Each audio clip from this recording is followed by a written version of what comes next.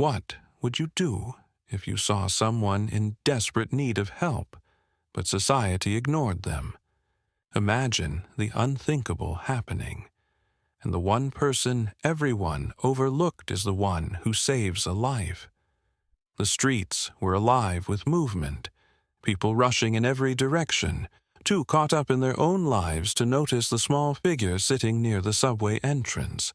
The 10-year-old boy sat with his knees pulled close to his chest, his hands gripping an old tin cup that barely had any change in it.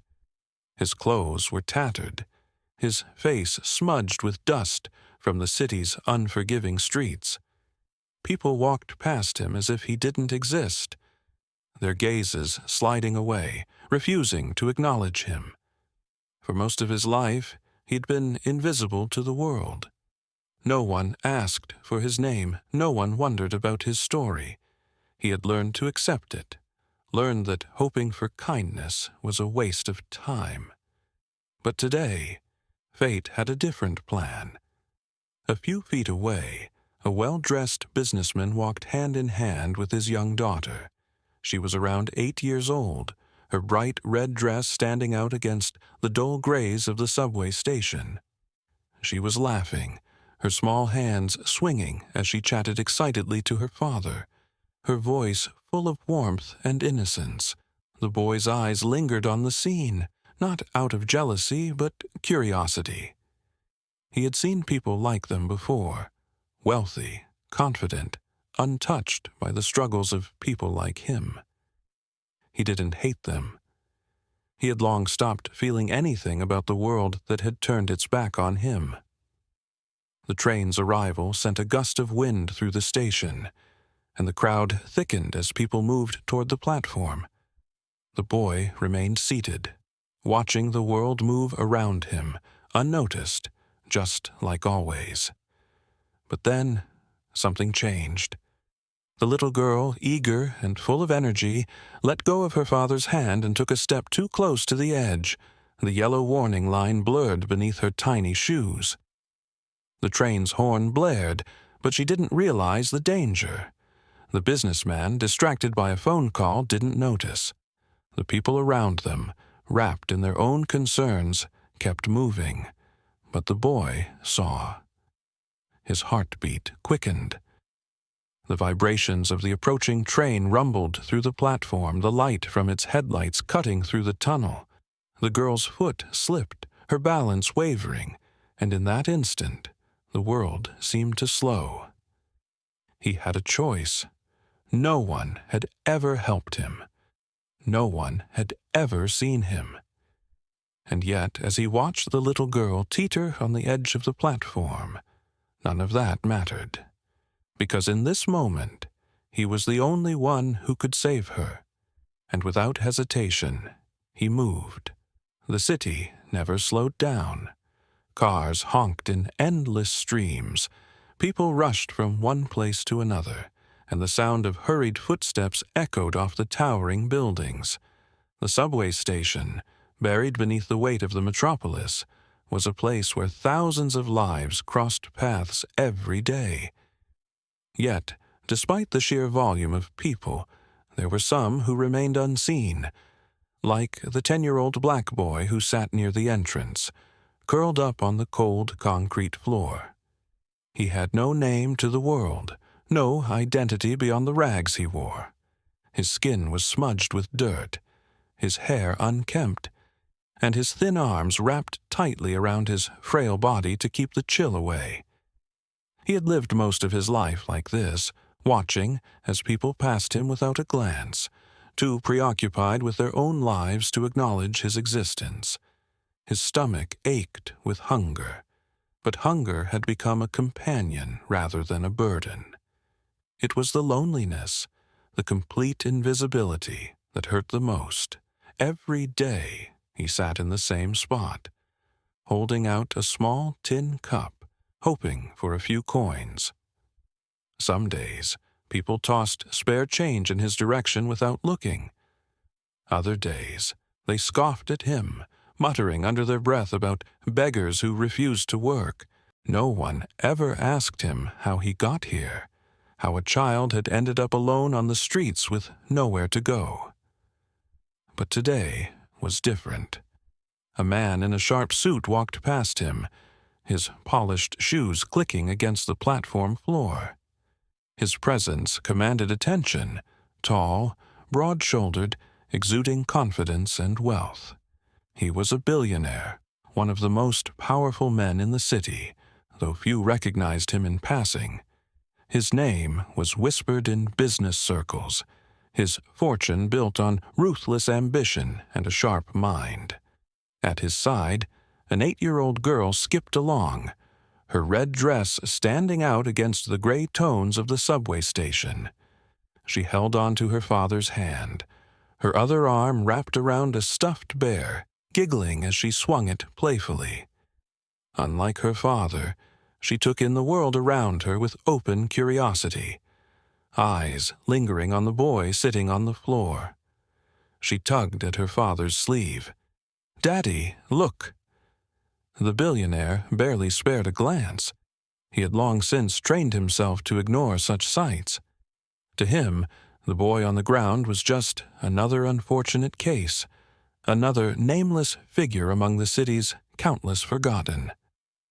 His gaze didn't waver from his watch, checking the time, his mind already on his next meeting. "Don't stare," he said, gently pulling his daughter away. "Come on, we're running late." The boy saw this interaction play out like so many others. He wasn't surprised. He had learned long ago that people like the billionaire never looked at people like him. The rich lived in a different world, one of opportunity and endless comfort. The poor, like himself, lived in the shadows, struggling to survive one day at a time. Still, the girl's eyes lingered on him even as her father led her forward.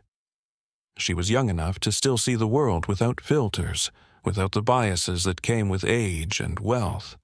But as quickly as their paths crossed, they separated once more, and the boy let out a quiet sigh, turning his gaze back to the floor. The subway speakers crackled overhead, announcing the next train's arrival. The crowd thickened, people moving toward the edge of the platform. The boy remained where he was, watching the shoes and legs that passed by. He had never been on a train before. It was a luxury he would never know, a part of the world he didn't belong to. But then, out of the corner of his eye, he saw something that made his heart lurch. The little girl, still holding her stuffed bear, had let go of her father's hand. She had wandered too close to the platform's edge, fascinated by the train's distant lights in the tunnel. The rush of wind signaled its rapid approach, but she didn't notice. No one did, except him. Time seemed to slow as the train's headlights grew brighter, its roar growing louder. The girl's foot slipped slightly as she teetered forward, oblivious to the impending danger. The billionaire, too focused on his phone, didn't see her movement. The people surrounding her were caught in their own worlds, but the boy saw everything. His heart pounded as he realized what was about to happen. He had been ignored his whole life, overlooked by the very people who now stood around him, blind to the danger unfolding before their eyes. He could stay where he was, let fate take its course. Or he could act.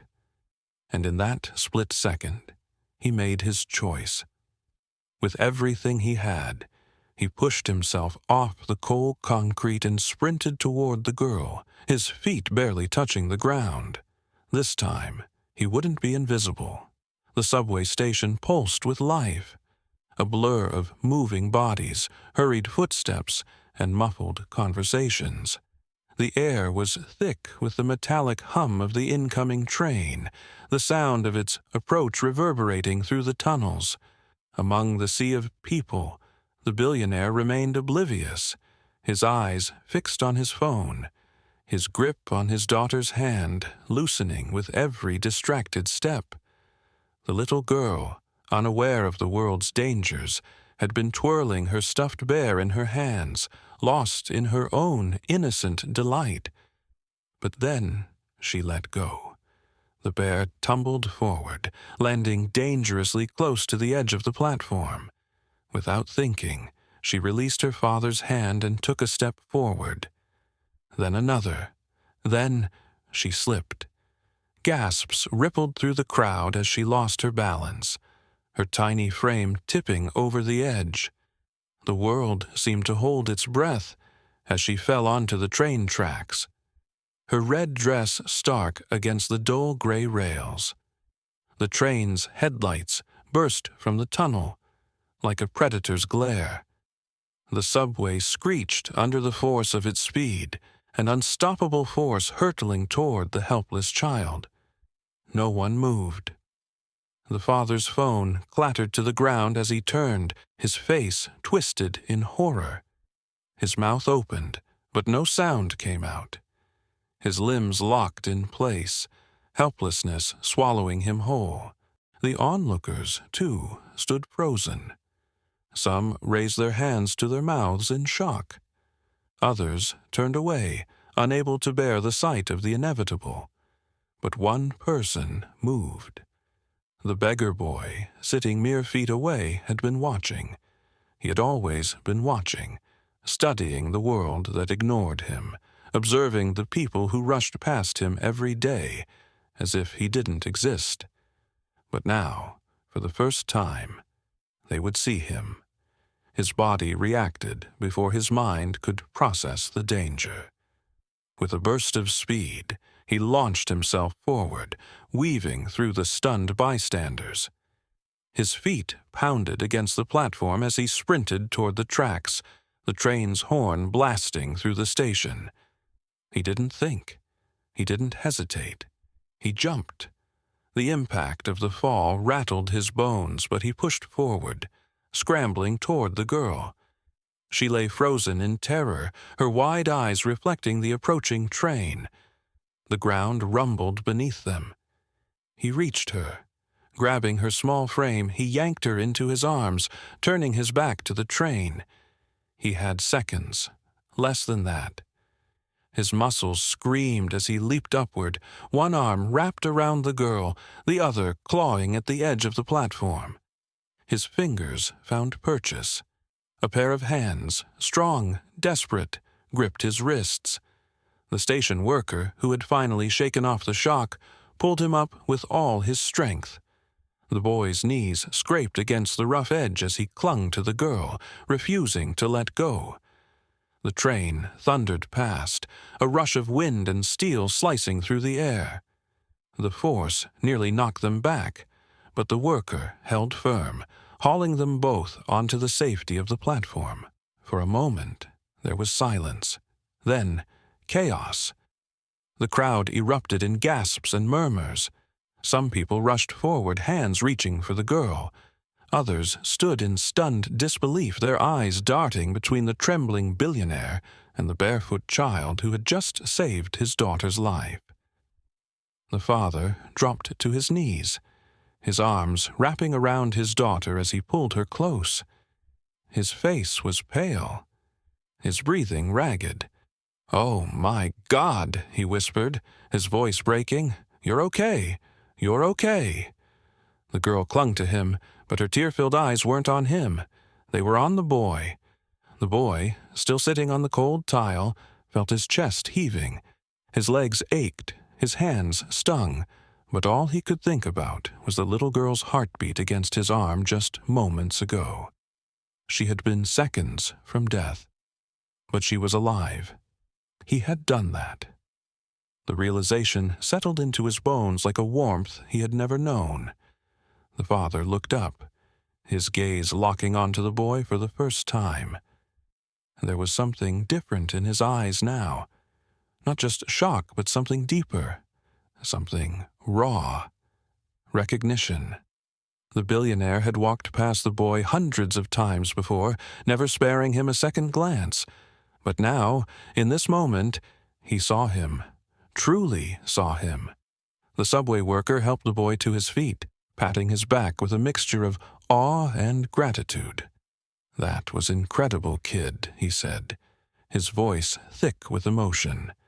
"You saved her." The father stood, his hands still gripping his daughter tightly.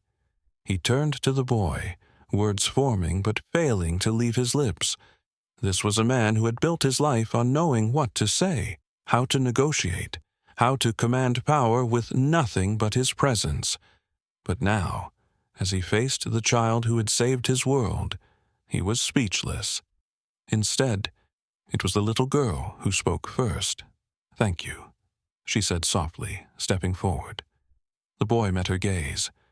There was no pity in her eyes, no hesitation, only pure, unfiltered gratitude. For the first time in his life, he wasn't invisible. The crowd murmured, some still caught in disbelief, others ashamed of how they had ignored the boy moments before. But the truth was undeniable. He had done what no one else could. A young, hungry, overlooked child had saved the daughter of a man who had everything. And now, nothing would ever be the same. The billionaire's breath caught in his throat as he clutched his daughter tightly, feeling her small body tremble in his arms. His heart pounded in his chest, still reeling from the horrifying moment he had nearly lost her. The world around him faded as he pulled her closer, his mind barely able to process what had just happened. But then, his daughter lifted her head, her tear-streaked face turning away from him, her wide eyes fixed on something else. The boy. For the first time, the billionaire truly looked at him. Not as a street kid, not as a beggar taking up space in his city, but as the reason his daughter was alive. The boy stood a few feet away, his hands still shaking, his knees scraped from the rough concrete, his chest rising and falling in heavy breaths. His thin frame, dressed in tattered clothes, seemed so small, yet in that moment he looked larger than life. The billionaire swallowed, his throat dry. This child, this boy he had walked past so many times, dismissing him as unimportant, had just risked his life without hesitation. The weight of that realization settled in his chest, crushing every assumption he had ever made. A wave of shame washed over him. How many times had he ignored the boy? How many times had he looked away when their paths crossed, unwilling to acknowledge his presence? And yet, when the moment came, it wasn't a businessman in a suit, a police officer, or a subway worker who had saved his daughter. It was this child, the one everyone overlooked. His daughter, still holding tightly to her stuffed bear, turned to him. "Daddy," she whispered, her voice shaking, "he saved me." The billionaire felt his knees weaken. He slowly rose to his feet, keeping his daughter's hand in his grasp as he took a step forward. The boy stiffened, his eyes darting toward the ground, as if expecting rejection even now. The billionaire hesitated, then, with a deep breath, extended his hand. "Son," he said, his voice thick with emotion, "thank you." The boy blinked in surprise, his gaze lifting uncertainly. It was clear that he wasn't used to people addressing him with such sincerity, with such respect. He looked at the outstretched hand, then back at the billionaire's face, searching for any sign of insincerity. But there was none. With hesitation, the boy slowly reached out, his small, calloused hand grasping the billionaire's firm grip. It was a brief moment, but in that handshake, something shifted. A murmur spread through the crowd, the weight of the moment settling upon them. People who had once averted their eyes from the boy now watched him with awe. The onlookers, who had been too absorbed in their own lives to notice the child sitting on the platform minutes earlier, now saw him for what he truly was, a hero. An older woman wiped a tear from her eye. A man in a suit, who had kept his distance before, gave a slow, respectful nod. The subway worker who had helped pull the boy and the girl to safety clapped his hands together, breaking the silence with the first sound of recognition. And then others joined in. The applause grew, spreading through the station like wildfire. People who had ignored the boy moments ago now celebrated him. Their hands clapped together in admiration, their voices murmuring words of praise. The boy, unaccustomed to such attention, shifted uncomfortably, unsure of how to respond. He had never asked for recognition, never expected anything in return. He had done what he did simply because it was right. The billionaire, still holding his daughter's hand, felt something deep within him change. The values he had built his life around, the belief that wealth defined worth, that status determined a person's value, had crumbled in an instant. He saw now what he had been blind to for so long. The boy wasn't just a beggar. He was the kind of person the world needed more of. His daughter tugged at his hand, looking up at him. "Can we help him, Daddy?" she asked softly. The billionaire exhaled, glancing once more at the child who had saved his world. "Yes," he whispered, his voice filled with conviction. "Yes, we can." As the train roared past the platform, the moment hung in the air, weighty and unforgettable. The people who had once dismissed the boy would never see him the same way again, and neither would the billionaire. The billionaire lowered himself to one knee, coming eye level with the boy who had just saved his daughter's life. His heart pounded as he searched for the right words, but for the first time in his life, words failed him. How could he possibly express gratitude for something so profound? How could he thank a child, a boy he had ignored time and time again, for giving him back the most precious thing in his world? The boy, still catching his breath, stood frozen in place. His worn-out clothes clung to his thin frame, his scraped hands hanging awkwardly at his sides. He wasn't sure what to expect. He had never been in this position before, being the center of attention, having people actually looking at him, acknowledging him. It felt strange, almost unreal. The billionaire reached for the boy's hand again, this time holding it firmly, his grip steady and warm. "You saved my daughter," he said, his voice raw with emotion. "You saved my world, and I won't forget that." The boy's dark eyes flickered with uncertainty. People had made promises to him before, small ones, empty ones, words that had never turned into actions. But this felt different. There was something in the billionaire's face, something genuine, something real. The little girl, still clinging to her father's sleeve, stepped forward. Her eyes, filled with innocence and admiration, met the boy's. "Thank you," she said, her voice barely above a whisper. A lump formed in the billionaire's throat. He swallowed hard and turned back to the boy. "What's your name?" The boy hesitated. No one had asked for his name in a long time. He wasn't used to people caring enough to ask. "Elijah," he finally said. The billionaire nodded, committing the name to memory, engraving it into his heart. "Elijah," he repeated, as if speaking it aloud solidified the moment. "I want to help you." The boy stiffened slightly, his instincts warning him against misplaced hope. "Help me how?" The billionaire took a deep breath, glancing at his daughter before turning his attention back to Elijah. "You don't belong on the streets," he said firmly. "You deserve a chance, an opportunity to have the kind of life you've never been given."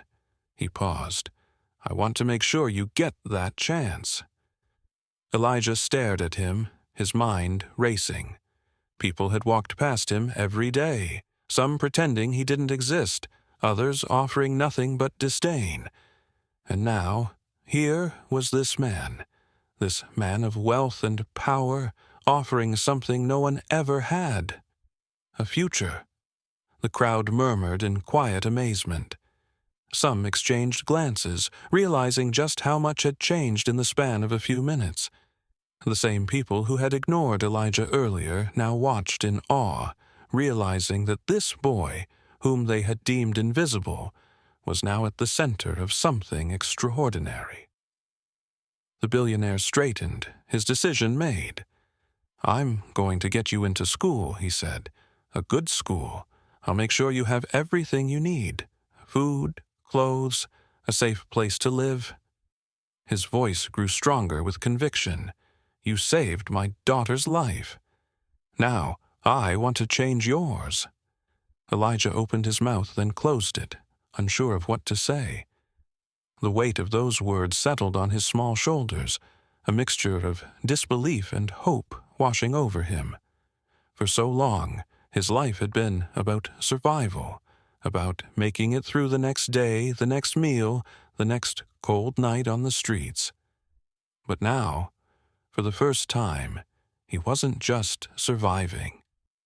He was being given a chance to live. The billionaire turned to the subway worker who had helped pull them up from the tracks. "I need to find someone who can help with this," he said, his voice still carrying traces of urgency. "A social worker, someone who can make sure this boy gets what he needs." The worker nodded, already pulling out his phone. "I know just the person." The little girl stepped forward again, reaching out her small hand to Elijah. "You're my hero," she said simply. Elijah hesitated, then, with a small, uncertain smile, took her hand and shook it. The station was still buzzing with energy, but the air felt different now. Something had shifted, not just for Elijah, but for everyone who had witnessed what had happened. Elijah wasn't just a beggar anymore. He wasn't just a boy sitting on the sidelines of life. He was a hero. And for the first time, the world saw him for who he truly was. The billionaire placed a hand on his daughter's shoulder, looking down at Elijah with a promise in his eyes. "This is just the beginning," he said. And deep down, Elijah knew his life would never be the same again. The station had long since returned to its usual rhythm, people hurrying past, announcements echoing through the tunnels, the metallic screech of trains arriving and departing. But for those who had been there, who had witnessed the moment when a young boy risked everything to save a child, the air still carried the weight of something profound. Elijah sat quietly on a bench, his mind racing despite the stillness in his posture. Hours ago, he had been just another boy on the streets, invisible to the world. Now he was being offered something he never thought possible, a future. The billionaire's promise echoed in his mind. School, a home, a chance to be something more than what the world had decided for him.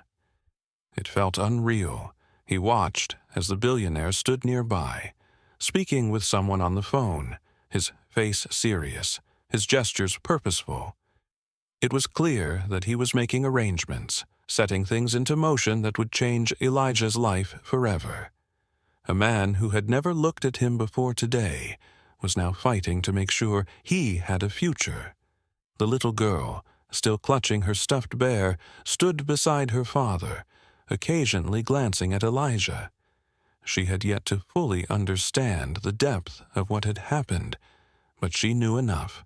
She knew that today, a boy the world had ignored had saved her life, and that made him important in a way she had never considered before.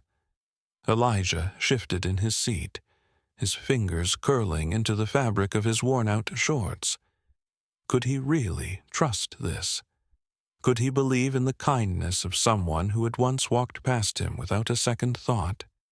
He had spent his entire life being cautious, knowing that people made promises they didn't always keep. But something about this felt different. Something about the way the billionaire looked at him now, as if truly seeing him for the first time, made Elijah believe that maybe, just maybe, this was real. The station worker who had pulled him from the tracks approached, a warm smile on his face. "Kid, I don't think you realize how big what you did today really is," he said. "You didn't just save a life. You changed one. And maybe more than just one." Elijah looked up, confused. "What do you mean?" The man gestured toward the billionaire. "That man is going to make sure you have a future now.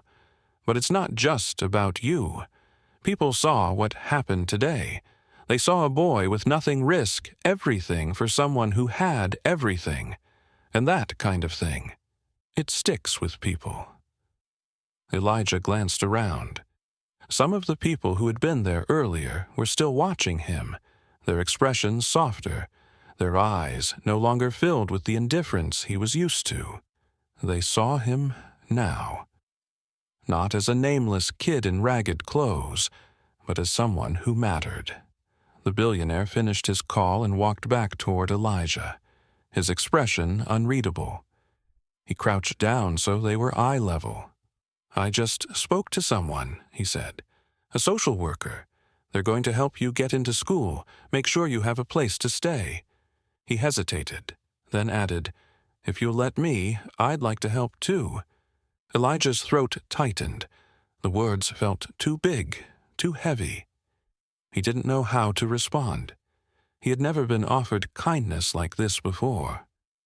The little girl stepped forward, her voice small but steady. "You're my friend now," she declared, "and friends help each other." Elijah let out a soft breath, something between a laugh and a sigh. He looked at the billionaire, then at his daughter, then back at the station worker. Maybe, just this once, he could believe in something good. He gave a small nod. The billionaire exhaled, relief evident on his face. "All right," he said. "Then let's get started." As they walked out of the subway station together, something had undeniably changed.